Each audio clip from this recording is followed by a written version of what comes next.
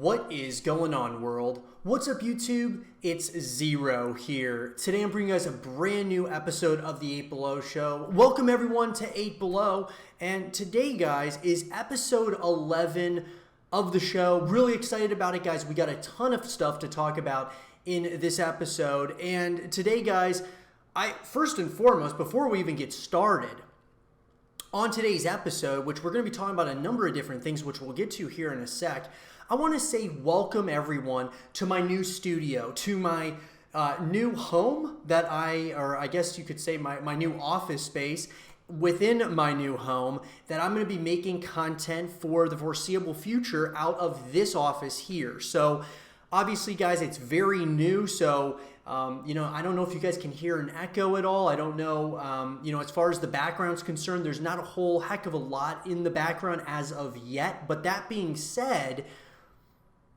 this is it.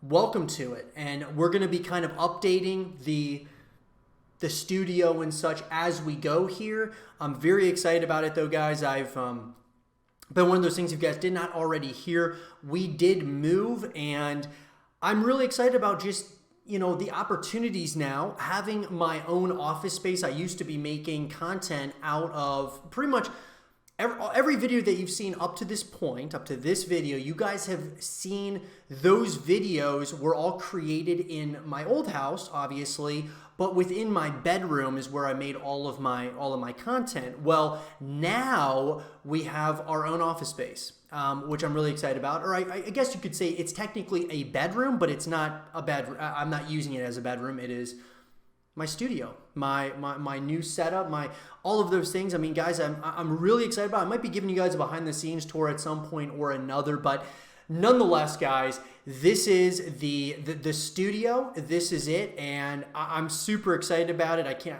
It's incredible that it's here finally, and I get to kind of give you guys a sneak peek as to what it's going to look like. I would love to hear from you guys. What do you guys want to see? I'm going to be kind of updating things as we go along here. Each episode of the 8 Below Show might change here and there, but that all being said, guys, in today's episode of the 8 Below Show, we're going to be talking a little bit about Leafy, his whereabouts, and the things of that nature, and we're also going to be talking about the rise of Skywalker. So, guys, this is going to be the first episode that I'm going to be talking about something outside of gaming. I'm going to be talking about Star Wars and the rise of Skywalker. Got a chance to see the movie, wanted to give you guys all of my thoughts on that. We're also going to be talking about Gears of War, and then we're going to be kind of wrapping it up with some StarCraft and StarCraft 3. So a number of things that we're going to be talking about here today. So with that being said, our very first topic of the day is going to be the rise of Skywalker, and I'm going to give you guys my review on that. So let's get into it. So guys, Star Wars: The Rise of Skywalker, the latest edition of the Star Wars franchise, that would be episode 9 at this point. Can't believe that it's already been 9 episodes that we've gotten in the main story of Star Wars. But that being said, guys, it has been a ton of backlash to the rise of Skywalker and what is the conclusion of the Skywalker saga. So I'm going to give you guys in this episode of the show, I definitely wanted to talk a good amount about Star Wars and just kind of my history within the Star Wars, franchise. I'm going to give you guys my review on the rise of Skywalker, and that being said, I want to kind of give you guys some of my thoughts about what other people are saying about the movie as well. So that being said, at this very point, guys, at the time of this recording, the rise of Skywalker has a 55% rotten rating on Rotten Tomatoes. But then the audience score is 86%. So there's definitely a discrepancy there, which I'm not sure if there's any foul play with that, whatever the case might be. But we're going to go based on the 55% that was given by critics. Well, that being said, guys, I think it is absolutely just right off the bat, and we're going to get to this here. I'll kind of go in depth. I think it's ludicrous that it has 55%. I believe that this is a much better movie than 55% rotten rating on Rotten Tomatoes. Before we kind of really dive into this, though, so you guys kind of have an idea what I already think about the movie, but before we get into all that, I want to give you guys my history in the Star Wars franchise. So guys, I really came, I was growing up, I obviously watched the older Star Wars movies 4, 5, and 6, and I enjoyed them. I wasn't as huge into Star Wars as a lot of people were. I liked them a lot. Now, when 1, 2, and 3 came out, the prequels, was when I kind of got a little bit more into it. Episode 1, I liked. I didn't think it was great. Episode 2, once again, I was like, eh. And then Episode 3 came out, and I loved Episode 3. So, out of those 6 movies, I liked the originals, but the prequels were kind of more relatable for me because they were in theaters and such when I was growing up. So, I was able to watch those. And then, of course, with the sequel trilogy, which of course is 7, 8, and 9, those have been, very exciting for me personally, just because, you get to see the hype, you get to watch, these movies in theaters, and just everything's like bigger, in my opinion at least, like in pretty much every aspect of these movies because of the technology now. So that being said, guys, here's the deal, okay? With 4, 5, and 6, I think they're great, but I think people really hold on way too much to nostalgia. And I guess I can, I'm definitely someone that likes nostalgic things as well. For example, when we talk about Call of Duty, which is one of my favorite video game franchises of all time, I like the older ones a lot. And when I say the older ones, I mean like Modern Warfare 2, COD 4. I also, of course, like Black Ops 2, the Black Ops series. But I like, those originals were really, really good to me. And there's really nothing that's really competed with those. Now, we have had some recently that are pretty good in my opinion, that being Black Ops 4 and Modern Warfare. So that's what I want to get to here. This is why Star Wars and Call of Duty symbolize very similar things to me, at least personally. Because obviously Modern Warfare 2 and COD 4 and Black Ops 2, those games weren't really the originals in the franchise. They were just, they're older obviously. But that being said, the original trilogy in the Star Wars saga, 4, 5, and 6, I thought that they were good, right? But never did I think that these were the best Star Wars movies. Now, of course, I will say that The Empire Strikes Back is certainly very close to my heart. It definitely it's probably my second favorite, maybe my third favorite now in the Star Wars franchise. Because Episode 3 is my personal favorite. Absolutely loved Episode 3 for a number of reasons, but the big one was that it was kind of neat seeing the dark side win in that aspect, because you don't really see that very much in movies nowadays. And so it just kind of felt, even though the story continued after Episode 3, it was neat seeing the dark side kind of win in that. And it also was neat seeing Anakin turn into Darth Vader. And I just thought that all of that combined, Natalie Portman, even though I didn't think her role was great as Padme, but I really love her as an actress. She's one of my favorite actresses. So just seeing her in there, obviously Hayden Christensen, I don't think that he was the best, Anakin. A lot of people really did not like him as Anakin Skywalker. I thought he was all right, but I thought he got better in Episode 3 when he was really, starting to turn into, the character we know as Darth Vader. So Episode 3, guys, I believe even to this point is still my favorite Star Wars movie.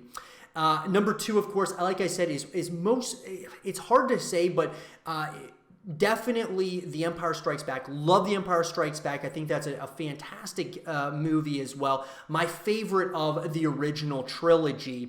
But I gotta say something, guys. It's gonna get me to my review of The Rise of Skywalker. I would have to say that The Rise of Skywalker is either my second or third favorite Star Wars film made. Period. This was such a good movie, and it is insulting that people are talking such trash about The Rise of Skywalker. It's unbelievable. I really, when I look at this movie, sure, there's a lot of sweaties out there who are, who will kind of go into everything about, they didn't show Finn enough, or, all the mythology within Star Wars and such. But from a pure viewership perspective, from a entertainment perspective, which is what movies are at the end of the day, This was an incredibly entertaining movie. I thought that it wrapped up everything pretty well in the Skywalker saga. This notion that this was one of the worst is blasphemous. I mean, it is absolutely ludicrous that people are stating that this is one of the worst, because the ratings, based on at least the critic score in Rotten Tomatoes, is stating that it's one of the worst that's been made at this point. You know, it's kind of down there with like The Phantom Menace and Attack of the Clones, which is absolutely crazy. The Phantom Menace, in my opinion, was probably the worst Star Wars movie ever made, in my opinion. It's kind of down there with me with The Last Jedi. I did not like The Last Jedi, guys. I thought The Force Awakens was great. But that being said, putting it down there, like, you know, with the Attack of the Clones and such, is crazy to me. And I don't understand why. I've watched a lot of videos and such, a lot of people trying to explain why they didn't like the movie, or really didn't like the sequel trilogy. But I would have to say personally, guys, that they did a phenomenal job with this movie, really just kind of wrapping up the Skywalker saga. Thought it was very entertaining. I thought the acting, okay, let's get to the acting, guys. The acting is so much better than any of the other Star Wars movies that have been made, and it's not even close, okay? You talk about the original trilogy. If you watch those movies and you are being completely honest with yourself, special effects aren't good, the acting is not good, and we understand that the special effects for its time was good, but that does not discredit the amazing effects that are in The Rise of Skywalker, even The Last Jedi, as well as The Force Awakens. So let's get that clear right here and right now. Okay, The Rise of Skywalker also, guys, so I thought the acting was pretty good all the way around. I know what they had to do with Leia. Obviously, that situation was difficult, but I thought they did a pretty damn good job for what it was, at least within, you know, kind of just a... I thought it was pretty good, like what they did. Even though it was somewhat noticeable at times, I thought it was still very, you know, they did a really good job. So kudos to them for that. But 55%, guys, 55% on Rotten Tomatoes is crazy to me. I mean, this was easily my favorite sequel trilogy movie. So in the sequel trilogy, Rise of Skywalker was easily the best in my opinion. It's probably my second or third favorite Star Wars film ever made, because it just was really well done. Now, there are things within the movie that I did not particularly like, but there's in any movie, there's going to be things that you like and things you don't like, and there's nothing wrong with that. But to say that this was not, I mean, this was definitely one of the better Star Wars movies that I've personally seen. I know everyone has their own opinions on this, but I really think that people are jumping on this bandwagon of a number of critics saying it's not good just because they didn't end it well, or because of what Rey says in the end, or because of, the character arc of Kylo Ren, or because of Palpatine and like his role in the movie and stuff like that. I just thought that, sure, like, I understand there are things within it. I know there's a number of different portions of the movie that feel, kind of very set up and such. And we'll kind of get to that here later in the show when we talk a little bit about, a little bit of some spoiler talk. But I personally think, guys, that this was one of the best movies within the Star Wars saga. I mean, I had an absolute blast watching this movie, had so much fun with it. And sure, there were issues with it, but there's issues with any of the Star Wars movies. And to put that at 55%, I think is absolutely ludicrous. Now, 86% of the audience are saying that they really enjoyed it, and I'm certainly one of those people, but at the same time, I don't know where the discrepancy, like how that kind of came about. People are saying that there's some foul play with that. Nonetheless, I think it deserves an 86% rating as far as the critic score is concerned. I just don't see why. I've been watching all the Star Wars movies. I don't know all the ins and outs of the lore and such, But I thought for what it was, what they had to work with and how they, finished things up, I thought it was fantastic. I thought it was incredible. It was way better than Last Jedi. I thought it was even better than The Force Awakens, and I have a big kudos to give out to J.J. Abrams because I thought that he did a tremendous job ending it, kind of wrapping everything up. Sure, there were things that, little coincidences where he was, maybe taking shots at Rian Johnson for The Last Jedi, but come on, let's be real. Like, people look way too much into it, and it's a very toxic community that is the Star Wars community. Unfortunately, it's become a very toxic community. You're not going to please everybody, but I thought they did an incredible job, to say the least. But let me know what you guys think about The Rise of Skywalker. What did you guys, think about it? Let me know in the comment section below. So guys, our next topic is going to be all about LeafyIsHere, or better known as Leafy. But that being said, guys, Leafy, I made a video a little while back talking about LeafyIsHere and kind of what happened to him. But in this video, I want to kind of talk about, will Leafy return to YouTube at some point or another? Because we really didn't get much into that in my first video about it, and a lot of people have been asking me about that who haven't, kind of followed up with the LeafyIsHere information. Well, that being said, guys, I found an article that kind of explains everything that happened to Leafy, and then of course, kind of if there's a possibility that he might come back. In our first video, we kind of discussed that he's considering coming back at some point or another, but hopefully this gives us a little bit more information. So Keemstar, I'm sure most of you know Keemstar, guys, runs Drama Alert, released his video with LeafyIsHere, and the tea is piping hot. Drama YouTuber Keemstar has finally released his long-awaited Drama Alert episode featuring the elusive LeafyIsHere. Leafy has been absent from YouTube and the internet for 10 months, guys. This article was written in 2018, so mind you, this was done much longer than 10 months ago, and no one really knows what happened to him. Somehow, Keemstar managed to track him down, and in an even stranger turn of events, Leafy agreed to do an interview with him. This is despite the two of them having major beef in the past, and Leafy having absolutely no activity since he dropped off the face of the internet. Leafy said he quit YouTube mainly because he felt like it was getting worse and worse, and making videos every day can make you burn out. He said the monetization issues were frustrating among several other changes, so Leafy just quit with no explanation. He did have a formal goodbye video, but never uploaded it. Turns out Leafy has been getting into stocks. That's what he's been doing this whole time. Stocks and Bitcoin, but mainly stocks. So we already kind of reported on that, guys, and kind of talked about that in my first video. One thing I will say, though, that is interesting about this is he says he did have a formal goodbye video, but he never uploaded it. So here's the big thing. Will LeafyIsHere ever return back to YouTube? This is kind of going to be kind of a multi-part sort of scenario. I actually think, guys, he didn't put up that goodbye video. Why did he do that?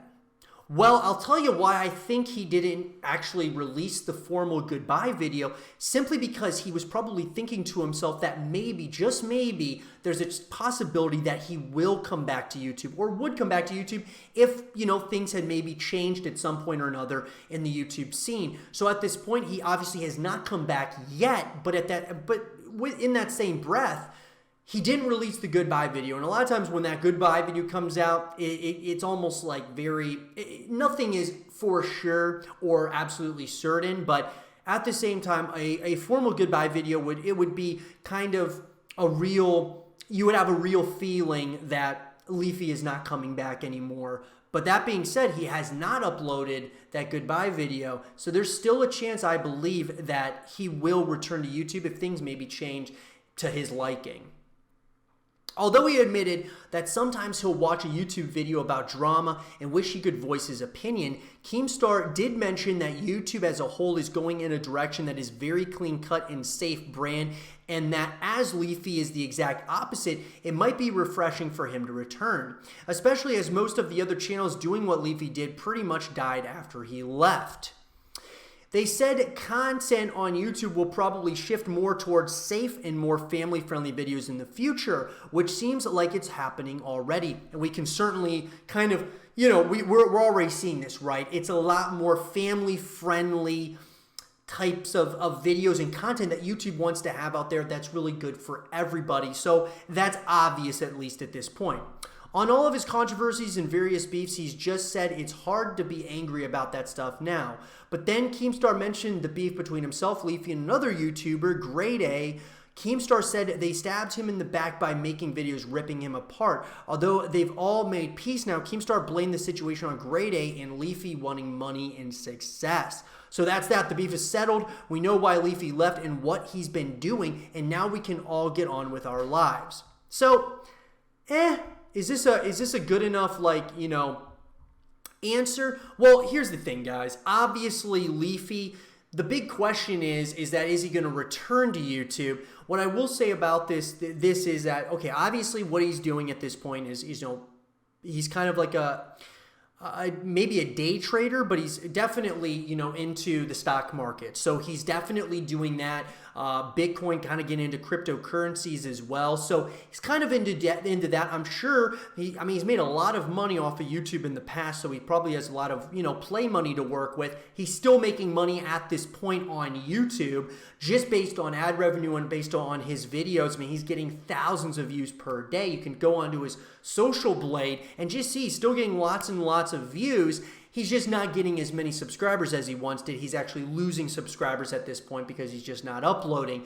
But that being said, the big question, is Leafy going to return to YouTube? It's really hard to say, guys. I feel like part of me wants to say yes, he will, because he was a really funny YouTuber. He was fun to watch at times. He did make some very edgy and sometimes very controversial videos, but at the same time, I think that YouTube, the beautiful thing about it is that it's a place for really everybody and anyone, right? Even if, he has to kind of cut back on some of the things that he says or does in his videos, I think that there's still a place for him to exist in the YouTube space without a doubt. I mean, he's a massive YouTuber who's gaining, who really gained fame over a period of time. And I believe that there is a chance that he will come back. It's unlikely, guys. It's kind of doubtful that he is going to come back to YouTube, just because it seems like he's fine kind of staying away from YouTube, and he doesn't want to come back and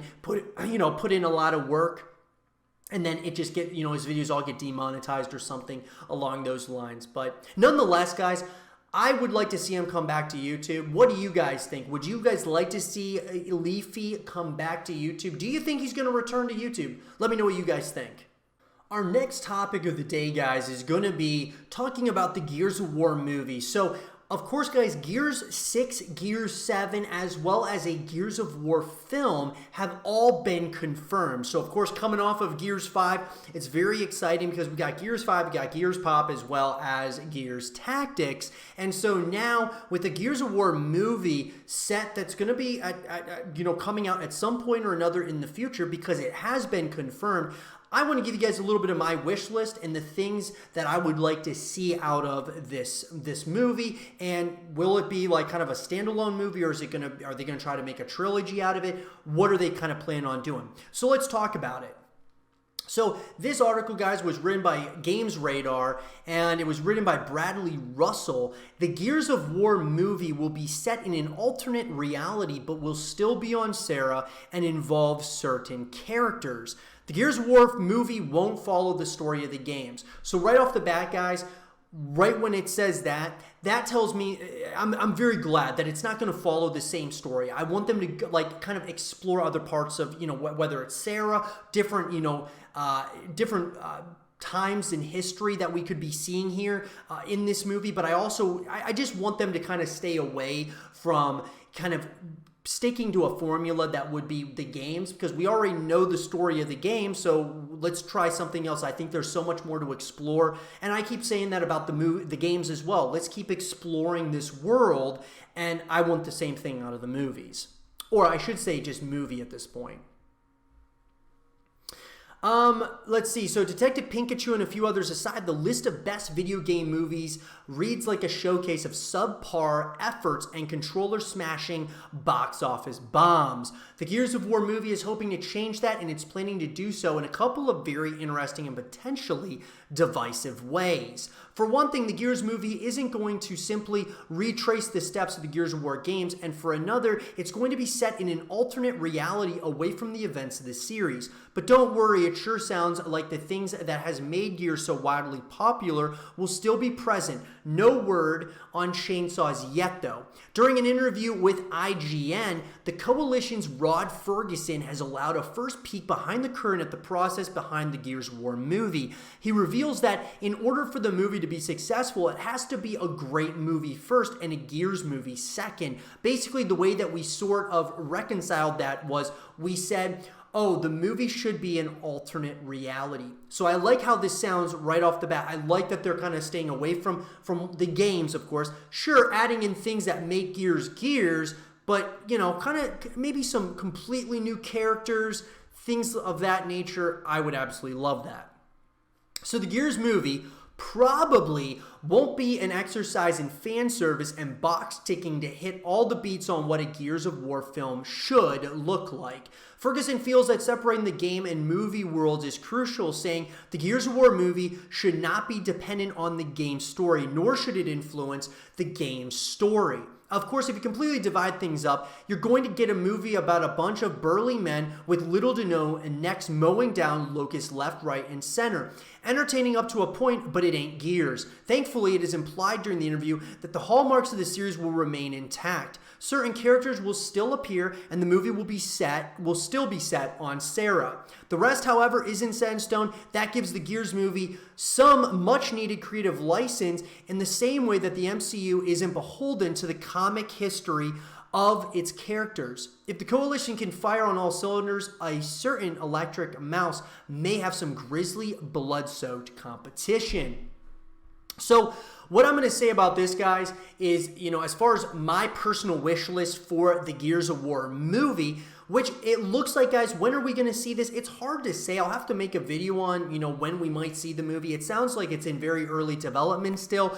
I would say we'll probably see it within the next couple of years, maybe 2 to 3 years is probably when we would start seeing stuff about it, like trailers and things of that nature. But what I will say is this, the things that I want to personally see, I love that this is going to be a movie that's going to be set in an alternate reality, but still on Sarah. We're going to be exploring that in a movie format instead of a game format. And I'd like that there's going to be certain characters. I would really like to see them go, you know, new characters completely. Kind of like with Star Wars when we had, you know, the prequels, and then, of course, when they had, of course, the sequel trilogy in Star Wars.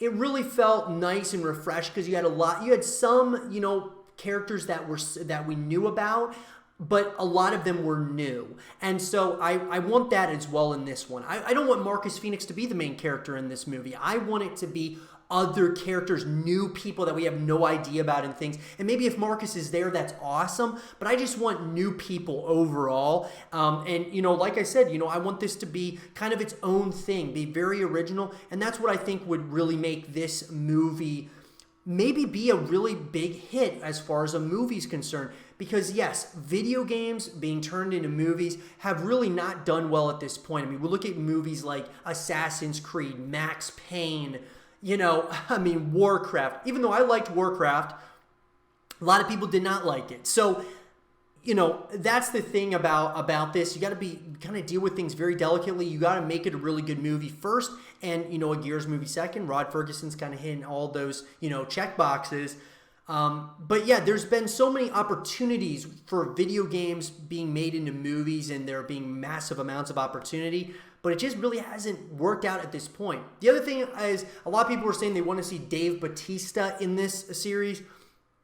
I don't know, guys. I mean, I would be down to see Dave Bautista as a character, but not like the main character. I would much rather him be like, you know, maybe one of the characters in it, you know, but I just don't really want to see him as the main character. I think it would kind of somewhat actually hurt the movie a little bit, just because we've never really seen Dave Bautista be a lead actor in a movie that's, you know, a big budget like Guardians of the Galaxy or something. He's just, you know, he's a side character. And, you know, so I don't really want to see him as the main character. I would actually just like to see no-name actors and actresses. And, you know, we kind of start to really almost fall in love with these new actors and actresses or characters.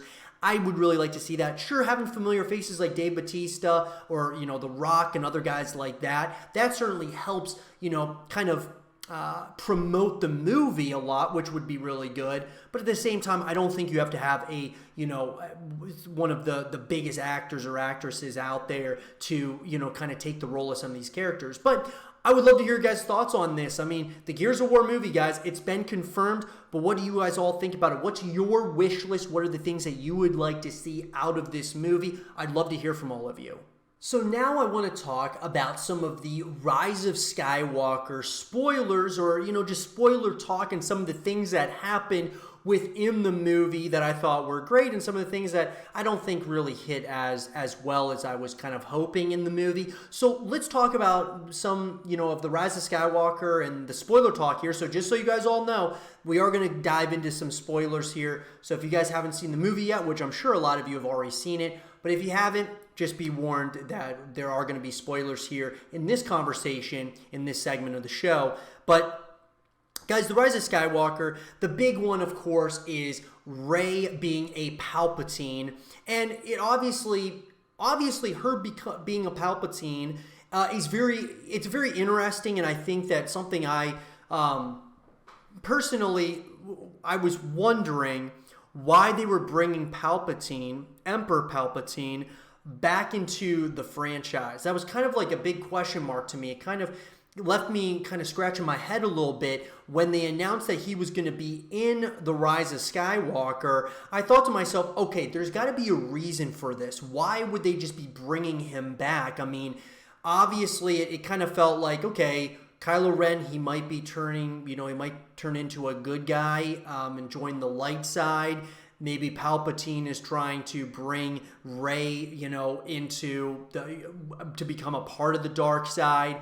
So a lot of question marks there for me. One of the big ones that did cross my mind was, well, maybe Rey has some connection with Palpatine. Maybe there's something there, or maybe, you know, there was a lot of question marks, right? And so when we saw her, you know, Kylo Ren tell Rey that she is a Palpatine, it wasn't really shocking to me. I was kind of like, okay, I was kind of expecting something like that, you know, because for some reason I just didn't think that Rey was a Skywalker. I just didn't really think that. They were trying to kind of give you hints that she was a Skywalker, but for some reason I felt like she was not, because her power was just, she was very strong and all of that, and it was like, okay, well, the Force is strong with her, but why? You know, what are the origins here of this character? And one thing I do wish that they would have done in the movie was, I personally would have liked to see them say that she was a Palpatine in The Last Jedi. I think that if we would have found out that she was a Palpatine in The Last Jedi, it kind of would have built into The Rise of Skywalker. This entire sequel trilogy, we've been trying to figure out who she is, and then we find out she's a Palpatine. And so, I mean, the writing was kind of on the wall when they announced Emperor Palpatine was returning to The Rise of Skywalker, but I didn't think it was a bad thing. I actually thought it was fine. The one thing I didn't like,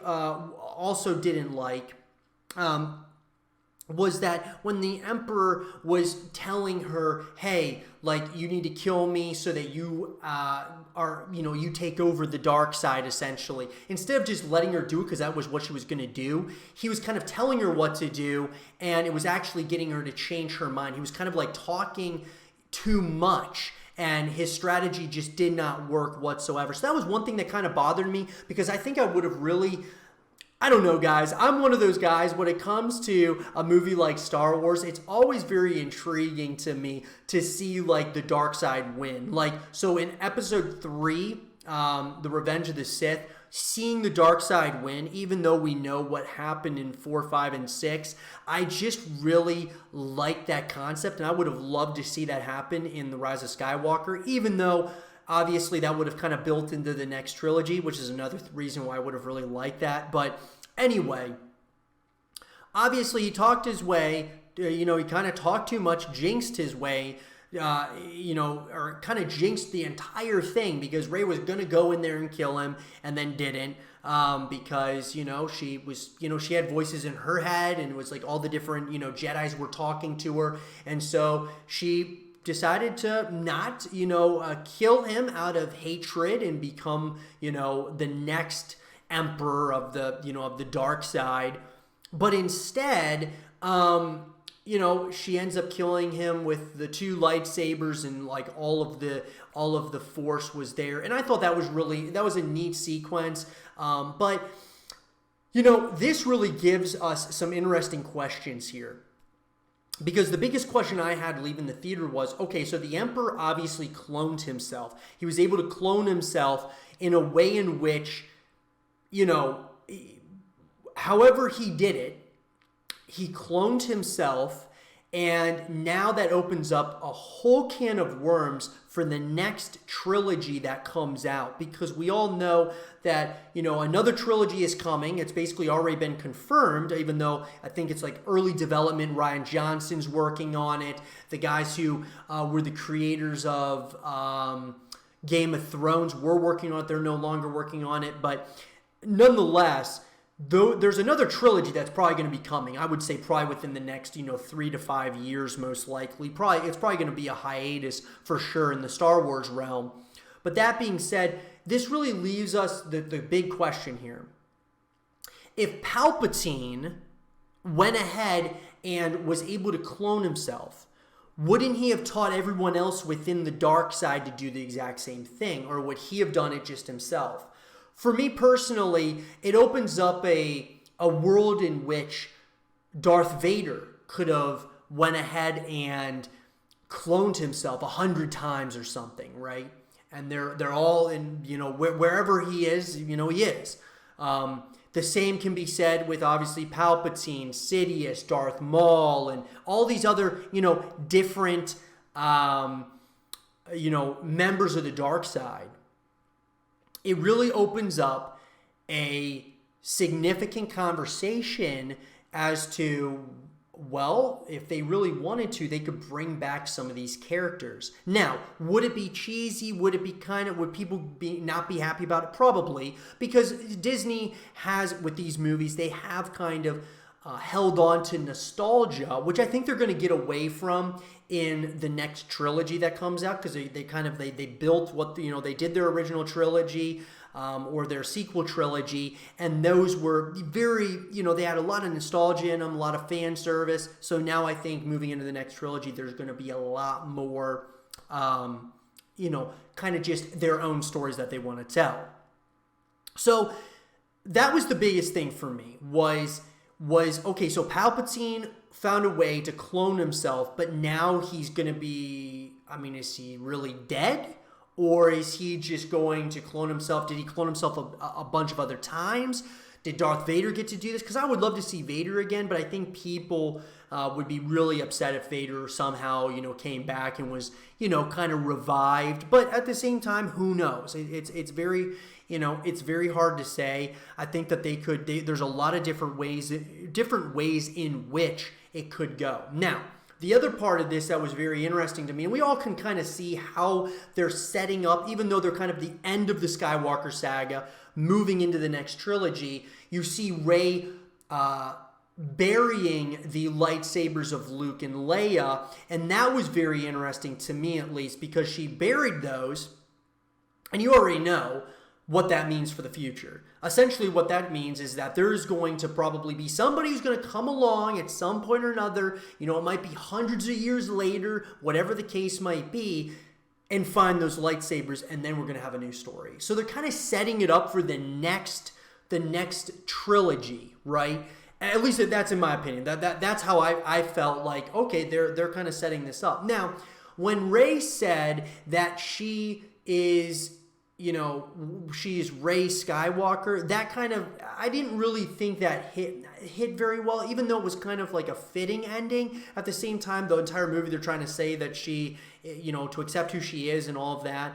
And then at the end of the movie, it's like she didn't accept who she was as a Palpatine. She just is saying that she's a Skywalker.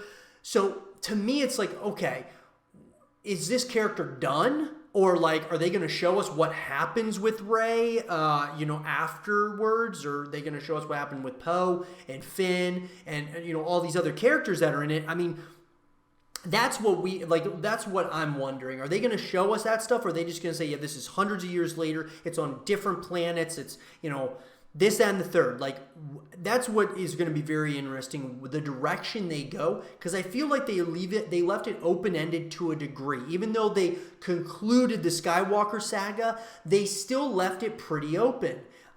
So I don't know, guys. I'm really excited to see the future of this franchise like continue, even though a lot of people are like, oh, well, it's lots of people with like the hate of this movie, the 55%, rotten critic score, which is completely and utterly ludicrous to me. But that being said, people really did, their people feel a certain way about it. And that's what I think every movie needs to do. They need to make you feel a certain way about characters, about, all that stuff. And I am very excited. I really am, guys. I'm very excited to see where they go into the next trilogy, because are they gonna, they're probably gonna do something completely aside from like, Rey and Finn and Poe. They may not, but I think they probably will, and they'll have new characters come in, and they'll maybe have like that fan service for this sequel trilogy. You'll see Rey, you'll see Finn, you'll see Poe come in at some point or another.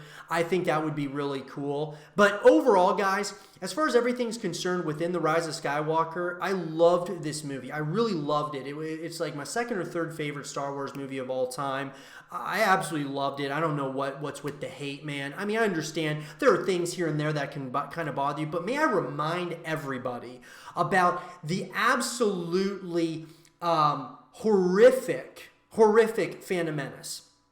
I mean, sure, the lightsaber sequence at the end of the movie with Darth Maul and Qui-Gon Jinn and Obi-Wan was awesome, right? But let's not get this twisted, okay? Like, it was way better than that movie, in my opinion. And when it comes to A New Hope and The Return of the Jedi, it was definitely better than those. I think it's up there with the...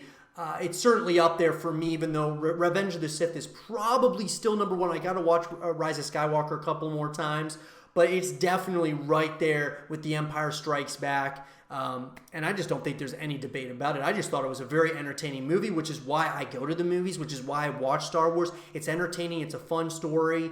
I mean, there's a lot of different wow moments in them, and this movie had everything. It hit everything that I wanted to see out of it. Sure, are there cheesy moments? Sure, are there moments that maybe don't make a ton of sense? Well, all of them kind of have that, right? I mean, are there some characters that are annoying? Well, does everyone remember Jar Jar Binks? I mean, I don't know. Everybody hated Jar Jar Binks, one of the most hated characters of all time.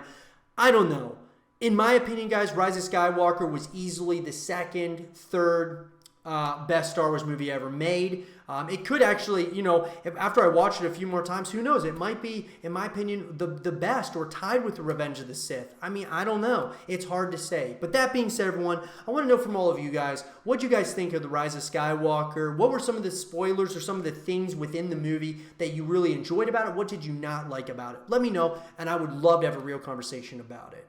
So with The Rise of Skywalker out there and available for everyone to watch in the world, where does The Rise of Skywalker kind of fit as far as how does it set up episode 10 moving into, 10, 11, and 12 of the next alleged trilogy in the Star Wars franchise? And kind of what do we know so far about the future of the Star Wars movies?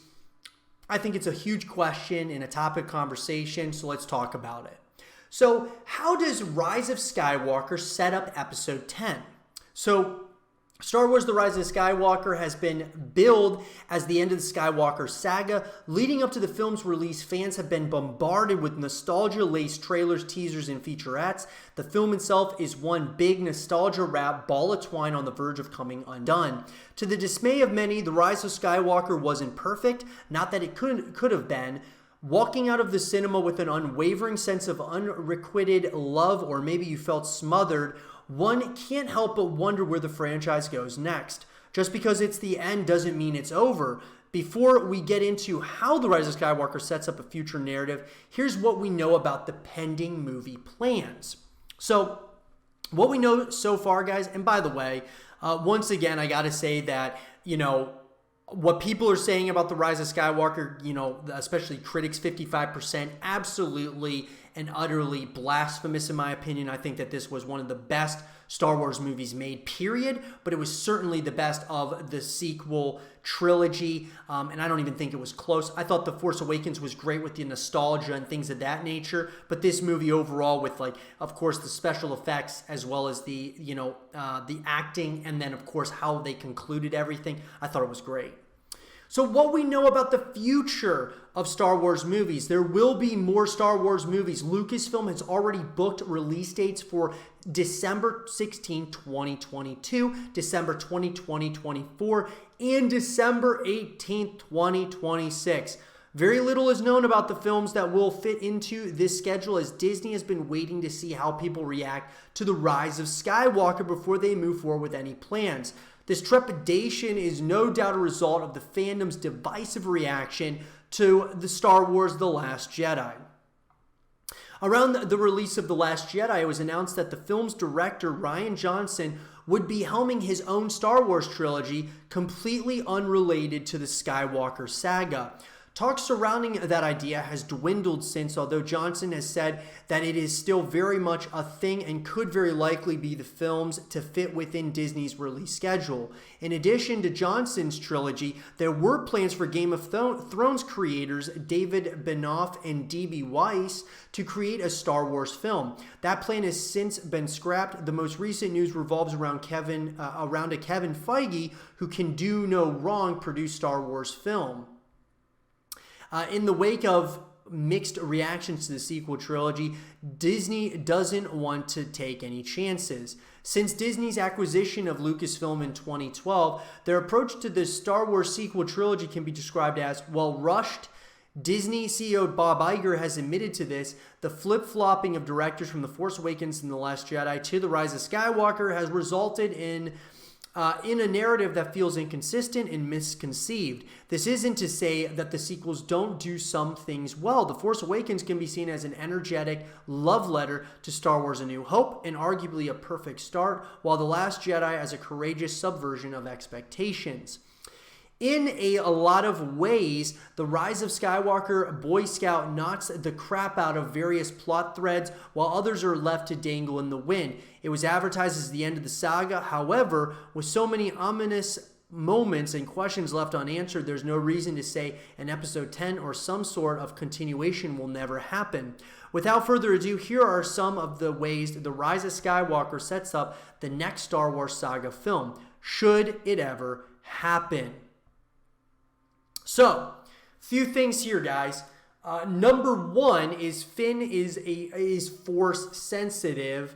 So on a few occasions in The Rise of Skywalker, Finn tries to tell Rey something. Given the life or death circumstances of one of these occasions, it kind of felt like he wanted to profess his love for her, but it has been confirmed by J.J. Abrams and John Boyega that Finn wanted to inform Rey of his connection to the Force. Deathbed sinking pit confessions aside, viewers can deduce this about Finn thanks to his newfound intuition. So, he's force sensitive. They can kind of move into that direction. Finn feels Rey in the same way that Leia and Luke can feel each other in the original trilogy. Finn is very much a stand-in for Leia in this way. That said, it really would have been nice to get a sense of his force sensitivity in The Last Jedi, similarly to Leia in the Star Wars The Empire Strikes Back. We may have been teased with Finn's sensitivity in The Force Awakens when he was anointed to lightsaber duties, but that's pretty much it. Regardless, Finn's next steps are clear. He's about to upgrade in a big way, and he'll need a master. So, then the next thing is Rey is the ultimate Jedi Master, which is a way in which that I guess they could go, because she is a Palpatine. She could, with being a Palpatine and knowing the ways of the Force, she really could become an ultimate Jedi Master. I'm not going to read everything there. Lando and Janna, Poe and Zori, Maz, I do want to kind of skip down to where it says, will George Lucas's unused material ever be utilized? I think this is kind of interesting. When Lucas sold Lucasfilm to Disney in 2012, he also sold them his plans for the sequel trilogy. Disney's trilogy has proven to be a huge departure from what Lucas originally planned. His trilogy would have delved deep into the nature of the midichlorians and the Wills, powerful Force users seen in the Star Wars The Clone Wars. The Force would have been examined on a microbiotic level. Who knows what this could have said about the nature of good and evil on a biochemical level? The philosophical possibilities are endless. When George Lucas made Star Wars 40 plus years ago, he set out to create something different, laced with nuances and I don't even know what that says, that aimed to say something bigger. From political statements to debates about morality, Star Wars has it all. Adults love it just as much as kids. One of the things George Lucas found most disappointing about the sequel trilogy after a private screening of The Force Awakens was that it didn't offer fans anything new. The fact that nothing new or deeper occurred overall may be one of the reasons it doesn't feel like anything ended. While the sequels were a lot of fun, The Rise of Skywalker's definitive end didn't put things into perspective the way a lot of people hoped it would. There are those who, instead of looking back, are wondering where the franchise goes next. The saga concludes. But yeah, so where does it go? So guys, I personally believe that episode 10, 11, 12, 100% pretty much have been confirmed, right? They're like confirmed, but the question is like, okay, where's it going, right? Where are they planning on going? Are they going to, continue with Rey and Finn and Poe, or are they just going to utilize them in a different way? It's very hard to say. Or are they going to go with a way in which George Lucas, some of what he was planning on using, like as far as, for his sequel trilogy, are they going to maybe do that? I don't think they're going to probably do what George Lucas wants to do for whatever reason or another. I feel like they're going to do their own thing and continue doing their own thing. I mean, the IP is theirs. They will definitely take George Lucas's, feedback with a grain of salt because, episode 1 and 2 certainly were not good movies. Hate to break it to everybody who loves Phantom Menace and the Attack of the Clones, but they really weren't that good. The third one was great. I thought it was the best one that George Lucas ever did. I think it was the best Star Wars movie ever made. But that doesn't get, past, those first two that he did. And even A New Hope, I thought it was good, but,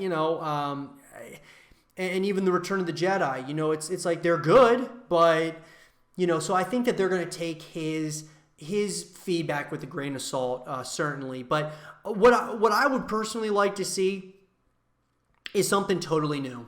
Totally new. Kind of like The Mandalorian feels very new. It feels very refreshed. It feels Star Wars-y, but it's very new. And I kind of want something like that out of the next trilogy that comes out in the form of 10, 11, and 12. That's what I'd like to see. Something completely new on some like new planets, some really, those are the things that I personally would absolutely love to see. But let me know what you guys want to see out of episode 10, 11, and 12. Really, let's mainly talk about episode 10 though. Where do you guys want to see them kind of start? I'm very nervous hearing Rian Johnson's kind of the one helming this thing. If that is true, that's very concerning to me at least. Not that he's not a good director and filmmaker. I think he's great. I just don't know if how much I trust him in the Star Wars franchise. But that's a conversation for another day. Let me know what you guys think about that. The last thing I want to talk about today, guys, is StarCraft 3. So, of course, we've been talking about StarCraft, guys. We talked about StarCraft and Gears of War pretty much in every single episode of the 8 Below Show. So I want to give you guys something within StarCraft 3 that I haven't done yet. I'm planning on doing this a little bit more actually on the show. And that is, guys, I want to give you guys a StarCraft 3 theory of mine. Something that I think would be really, really cool within StarCraft. And the same, I'm going to be doing the same thing with Gears of War and Gears 6 and the future of Gears of War. I want to give you guys some theories of mine, some things that I want to really start some real conversations here about these games in particular. Well, that being said, the thing I wanted to talk about here about StarCraft 3, guys, and a theory I have is about the swarm.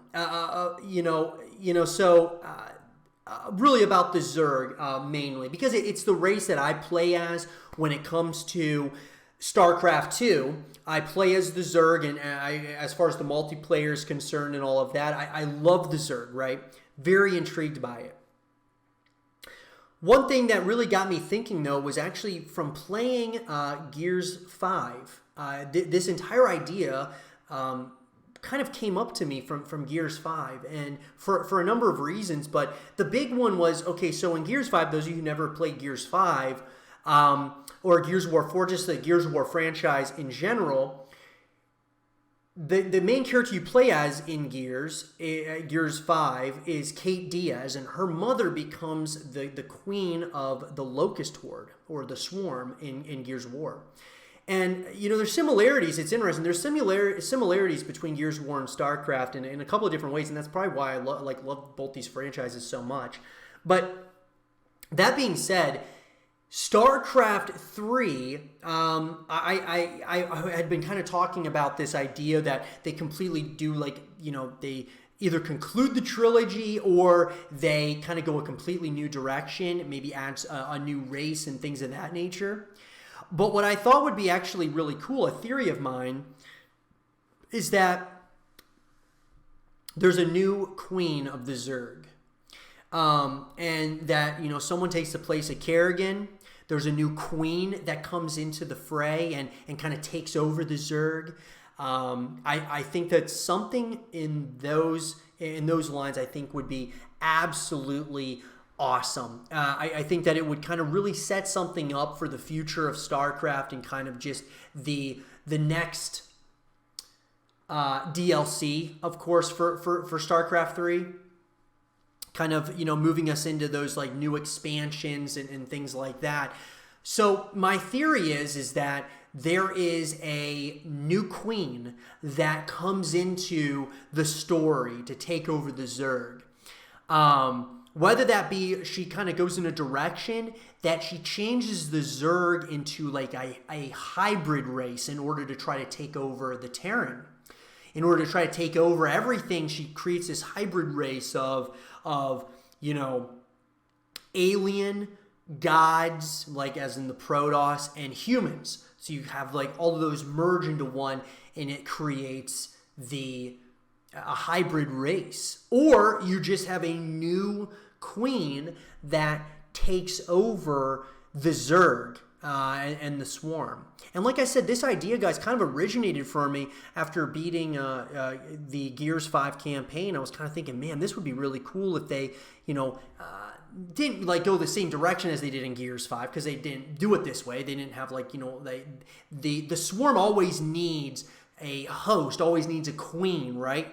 And the same can be said in StarCraft. It needs something. It needs a human host.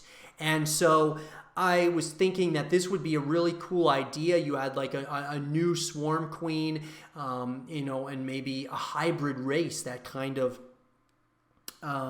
takes over, you know, tries to take over all of humanity, that being, you know, the Terran then taking over the rest of creation. Maybe, you know, the Zerg is on another planet, right?